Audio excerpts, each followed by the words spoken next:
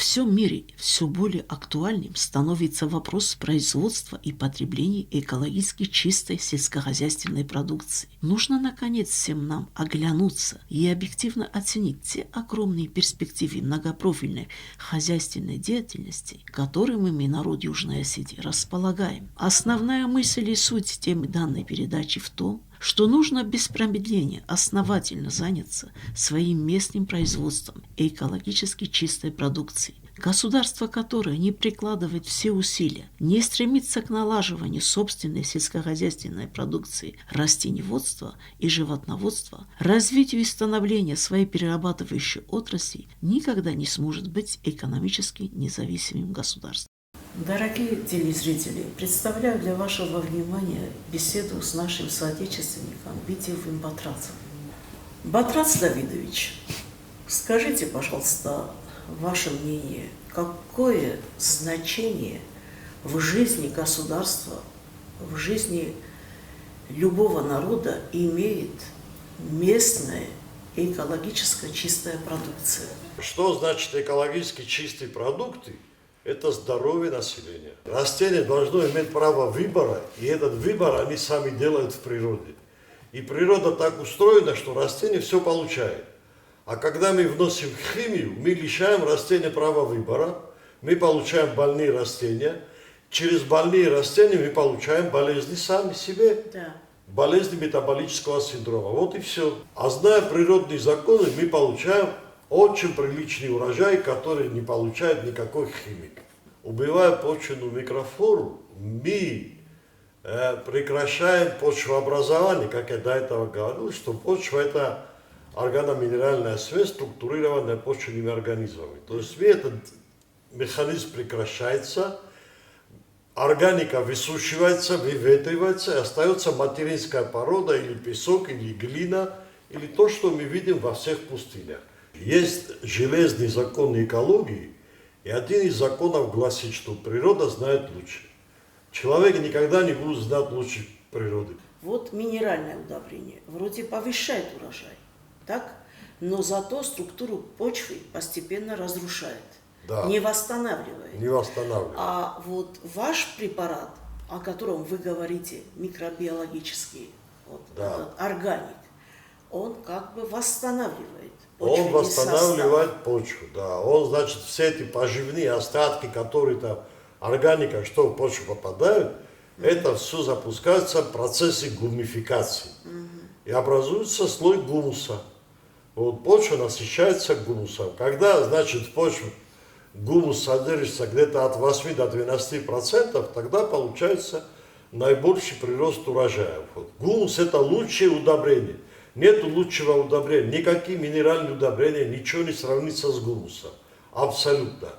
Минеральные удобрения водорастворимые, они все там растворяются, все убивают, забивают грунтовые воды, с грунтовыми водами мы их пьем, мы отравляемся, и мы все болеем, и посмотрите, сколько аптек расплодилось, и во всех аптеках всегда кто-то покупатель стоит.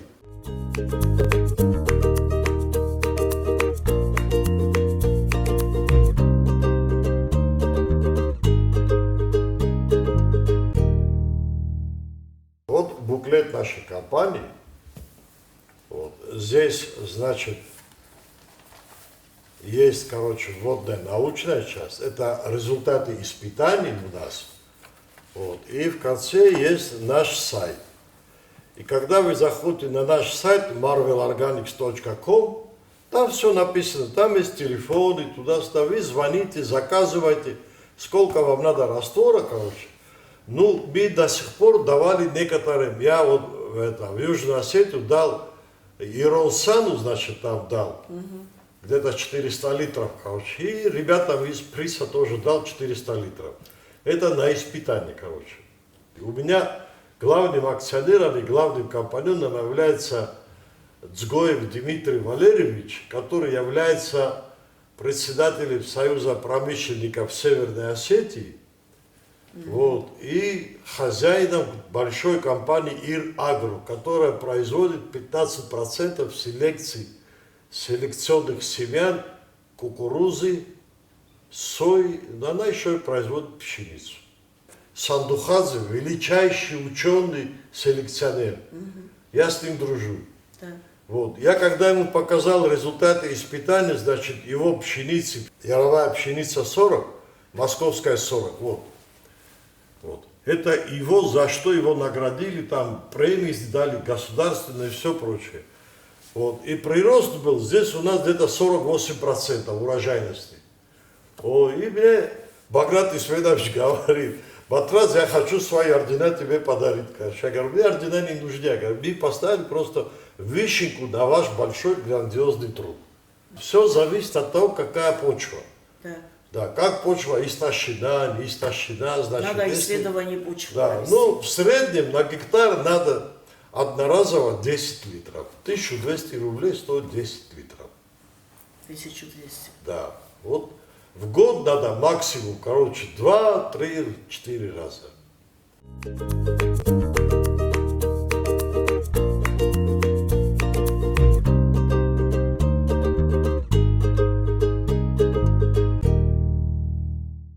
Я бы хотела ваше внимание отвлечь вот именно на производство своей местной продукции.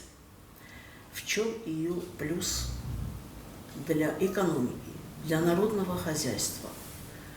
Государство, которое обеспечило продовольственную безопасность своего населения, это считается состоявшимся государством. Мы пока дотационная республика, нас датирует соседняя страна, наша дружественная страна. У нас бюджетники получают зарплату оттуда, пенсия оттуда, практически инвестпрограммы, все. И из местный бюджет, местная промышленность наполняет там на какие-то доли процентов или что-то, несколько процентов. Понятно. Вот. Дальше. К нам поступают деньги, и эти деньги же моментально от нас уходят. Уходят куда? Уходят в Грузию, в Азербайджан, в Турцию. И я более чем уверен, что продукция, которая сюда везется под видом грузинской продукции, скорее всего, даже еще и турецкая. Вот. То есть они уходят все туда. А развивая местную промышленность, развивая, значит, местное сельское хозяйство, мы деньги оставим здесь. Деньги народ должен тратить на свое здоровье и на свои, значит, культурные потребности. То есть поехать куда-то посмотреть мир. Вот, пожалуйста, на это потратьте деньги. Если внутренний турист до этого вам не позволит, короче, чтобы вы здесь путешествовали, хотя внутренний туризм у нас тоже прекрасный должен быть. Вот. Тогда езжайте, посмотрите мир за эти деньги. Это не грешно. Тот же элеватор, та же мельница. Что это дает нашей экономике? Это повышение благосостояния народа. Главная цель любого государства. И все. Во-первых, это бы дало рабочие места Конечно. людям. Во-вторых, мы уже выпускали собственную продукцию, не только Ну да, муки, но и комбингорма. Правильно? правильно. И, конечно, этим мы уже как бы развиваем собственную промышленность. С этим образуются и рабочие места, и зарплата. Если народу дать технологии, технологии, которыми владеет наша компания, они производительные. Они более производительны, чем ставропольские химики. Вот. Если народу дать эти технологии, то народ почувствует, он станет независимым производителем, а независимый производитель уже хозяин себя. Народ почувствует вкус денег, он потянется к работе. Там будет совершенно другая атмосфера. Продовольственная безопасность – это уже состоявшееся государство. Состоявшееся государство – это которое имеет профицит бюджета собственного. Бюджет наполняется только налогами, больше ничем. Нормальное государство, бюджет наполняется только налогами. Бюджетные поступления, налогом. И все, больше ничем. Но если вы хотя бы 8 тысяч гектаров используете под зерновые, вы себя обеспечите выше крыши.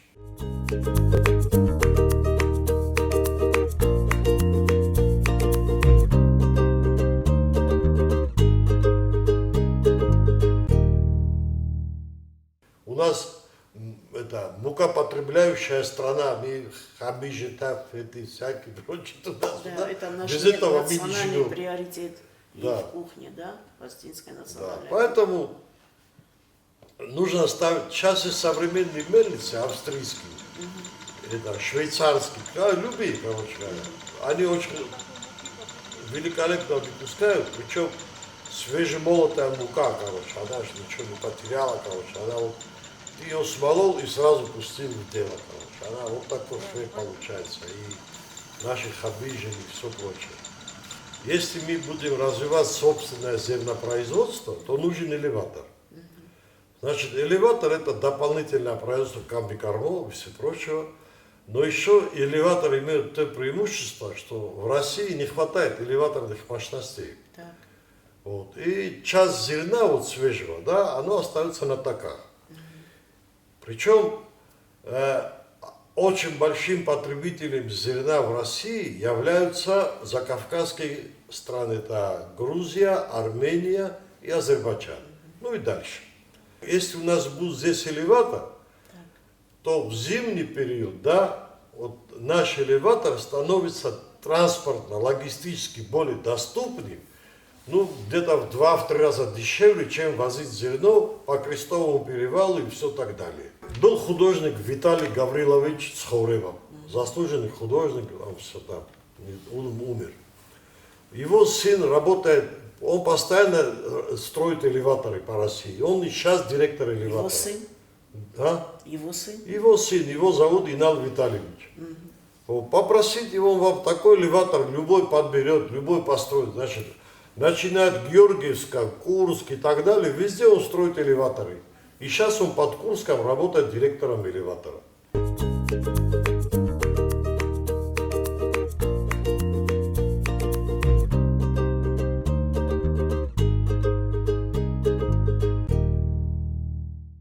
На территории Южной Осетии стоит мусорные полигоны строить? Или может нам другим взглядом посмотреть и на сортировку? Валентина, значит, мы занимаемся, я сказал, что в природе отходов нет, и мусор это сырье непереработанное.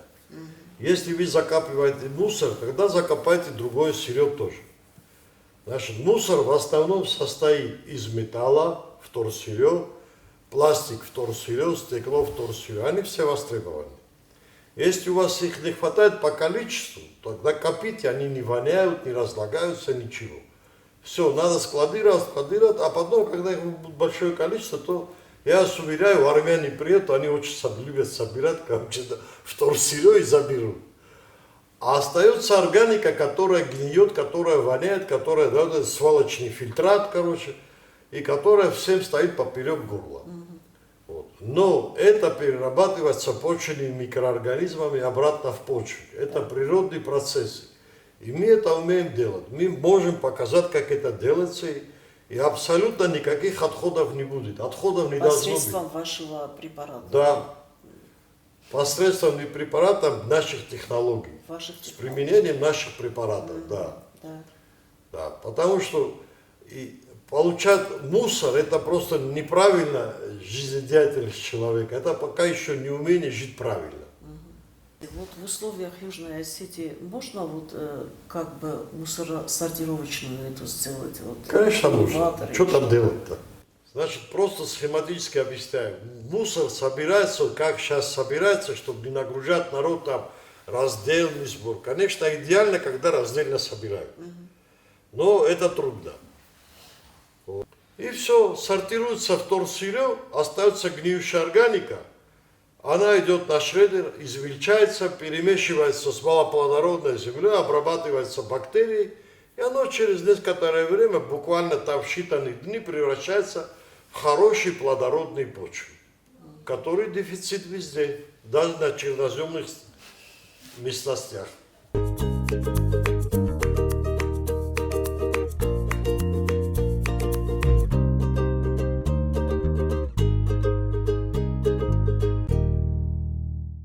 Развивать местную промышленность, короче, получать налоги с производителя, сельхозпроизводителя, с промышленного производителя и наполнять бюджет, короче, за счет собственного бюджета жить. Вот и все. Формула самая простая. Я бы хотела вот ваше мнение знать. Вот сейчас приезжие инвесторы, они берут нашу землю. там сколько-то гектаров, 100 гектаров, 50 гектаров, значительно. Валентина, если приезжий и он инвестор, это хорошо. Потому что он инвестирует в местную экономику. Вот. Но дело в чем, короче, как инвестируют. Надо же смотреть, короче, как используется эта земля. Вот сейчас Китай, да, объявил почву стратегическим ресурсом страны. Теперь уже там химию просто не насыпешь. Вы должны пройти столько инстанций, чтобы там что-то подсыпать, короче, в землю, то мало не покажется. И вот такое отношение к земле мне импонирует. И такое же отношение к земле должно быть у нас. Инвестор, который инвестирует в нашу экономику, он не должен наносить ущерба ни почвам, ни воде, ни воздуху, короче, вообще нашей экологии. Вот и все. А так надо приветствовать любого человека, который инвестирует в нашу экономику. Да, ради Бога. Я так поняла, что все-таки наши почвы, надо к ним более осторожно относиться и сохранять нашу землю для нашего народа, правильно? Это правильно. Чтобы, не только к нашим почвам, вообще во всем были почвам, же- во всем мире. Да, были же времена, когда те же китайцы брали в аренду восточно-сибирские земли и полностью их выхолашивали, выводили из оборота. Они сейчас этим занимаются. Да, а свои земли они берегут. Мы, значит, поступаем как человек неразумный, короче. У нас потомкам ничего не остается. Мы рубим сук, на котором сидим. Когда химию вносите, то почвы убиваются, они становятся комковатыми, это, плотными, не структурированными. А когда почва структурирована природно, вот, и вы же роса. Утром, когда идешь по траве, роса вот так весь мокрый. А когда почва структурирована, то этой росы в почвах бывает 10, 30, 40, 50 раз больше, чем наверху. А эта роса выпадает даже в Сахаре, в жару, где в пустыне. Вот. Если почва структурирована, допустим, вот если в пустыне сделать колбу, там, делать ловушки для воды, там ночью собирается влага. Вот. То же самое, короче, вот если наша почва структурирована почвенными микроорганизмами, организмами, там дырки всякие, туда-сюда, воздух куда заходит, то там собирается конденсат. И этот конденсат хватает для того, что для растений это хватает. Так что особо не надо заморачиваться. Скажите более подробно о микробиологических удобрениях. Над чем вы работаете? Сейчас я скажу. Значит, я до этого сказал, что самые плодородные земли это чернозем. Да. За счет своего почвенного микробиома.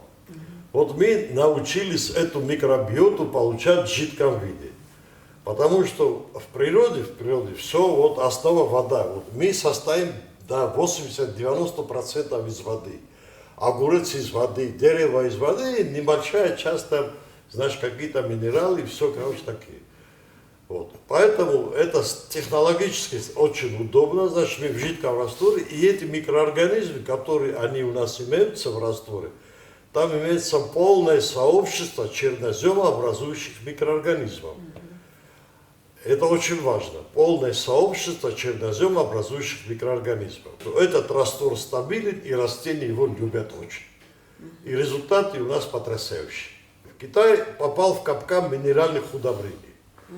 И уже их крестьяне, короче, новое поколение крестьян, они твердо уверены, что земля без минеральных удобрений ничего не родит. Это называется смыслоутрата вообще.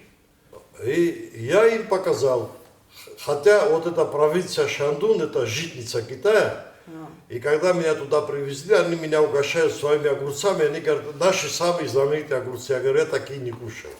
А я говорю, почему? Я говорю, потому что они на химии выросли, они отравлены. Вот. А сами лопали. Но тот, кто их выращивал, тот тоже не кушал. А вот кто меня привез, нефтяники меня повезли, они кушали. Но потом, когда я с помощью наших технологий там были получены огурцы, они поняли, что это такое, они просто в отчете написали, что мы возродили вкус огурцов Цюдо. Знаменитые огурцы Цюдо. В Египте на Саланчаках получили урожай 120 центнеров прекрасной пшеницы. 120 центнеров.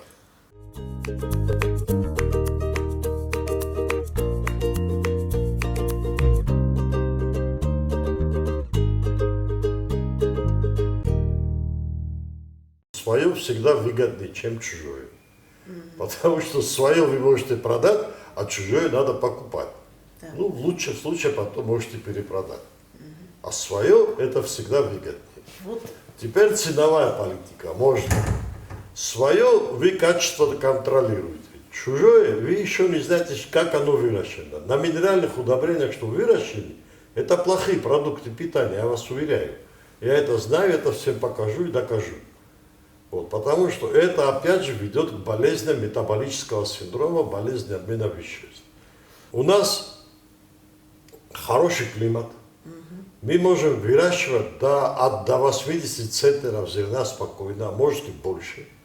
Если соблюдать все нормы, значит, которые мы знаем, технологию, природные технологии землеобработки. так. Вот. Мы можем спокойно, мы уже здесь получили 40 центнеров, когда рядом было 15 на контрольном поле. Вот это были эти колосья, вот такие, значит, пшеница вот такая контрольная была, а наш был вот такой. У нас по всему миру идут эксперименты. У нас в Китае были на огурцах хорошие эксперименты. У нас во Вьетнаме, короче, выращивают креветки. Значит, у нас в частных хозяйствах в Краснодарском крае, в Подмосковье, короче, там просто садоводы, значит, брали на испытание, у всех прекрасно работает. Вот. Не сравнить ни с какой химией. А по вкусовым качествам вы сами знаете, что из себя представляют продукты, которые вам продают, короче, во всяких супермаркетах. Ну, тут их нету, но тут вся опасность в том, что мы потребляем, поверьте моему мнению, это мнение мое чуть-чуть опирается на знание. Вот. Есть такой руставский азот, который выпускает минеральные удобрения. Вот эти минеральные удобрения к нам поступают с этой продукцией из Грузии, которая постоянно здесь присутствует на рынке.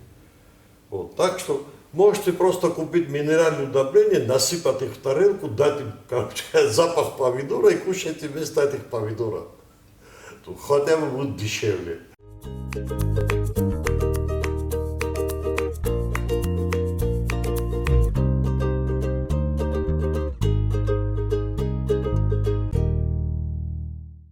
Я вам еще дам совет, значит. Надо развивать тепличное хозяйство в Южной Осетии. Есть такие возможности.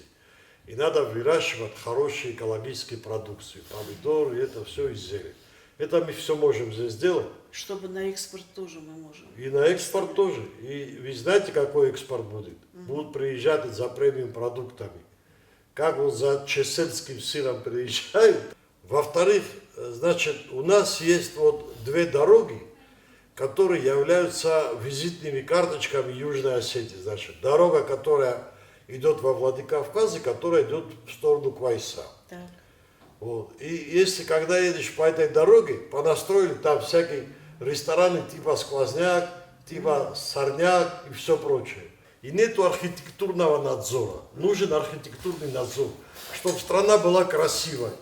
Когда мы говорим о туристах, то туристу интересно приехать в красивую страну. Вы говорите, что нам надо все-таки развивать как горная страна наш агротуризм, да? Есть такой экотуризм, короче, да? Вот сейчас он очень востребованный. Я объясню, что это такое, значит. Вот строится, допустим, коттеджный поселок, и каждому коттеджу там прикрепляется 10 соток земли. Так. Вот туда зимой приезжает человек со своей семьей. Причем коттедж должен быть хорошо оборудован, все там должно быть супер, короче говоря, в этом доме, что Удобство. человек, который богатый, он приезжает, и он должен жить с теми же удобствами, которые он привык. Вот. Дальше в этом коттеджном поселке должна быть общая конюшня, общее молочное небольшое хозяйство, где сыр, туда местные хозяйки, местные ребята, короче, там кто с конями, кто с этими. А этим интересно работать на земле. Причем на земле работают и зимой, и осенью, и весной всегда. Земля работа нужна. Зимой кто приехал, тот снег чистит, снег собирает, что такое вообще. Ну, само собой, значит, там как-то надо продумать, короче, стоимость, короче, путевки зимой и осенью, конечно, будет разная.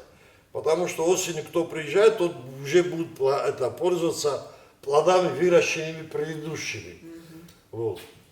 А можно сделать так, что они как-то скапливаются, и за целый год, кто работал, они потом распределяются, развозятся курьерами и все прочее. Это для богатых людей, а столько богатых людей в России есть. Если это грамотно сделать с умом, это будет очень доходное предприятие, я вас уверяю. И сюда будут приезжать очень богатые люди. Именно свой местный экологически чистый продукт служит бесценным источником чистого, мощного генофонда нашего народа. Именно с брендом Южной Осетии, как надежного производителя экологически чистой продукции, горного животноводства и растениеводства, плодоводства, овощеводства, мы сможем выйти и на внешний рынок весьма успешно. Именно с нашей экологически чистой окружающей средой, целебным горным воздухом, минеральными источниками связана перспектива развития горного эко-агротуризма.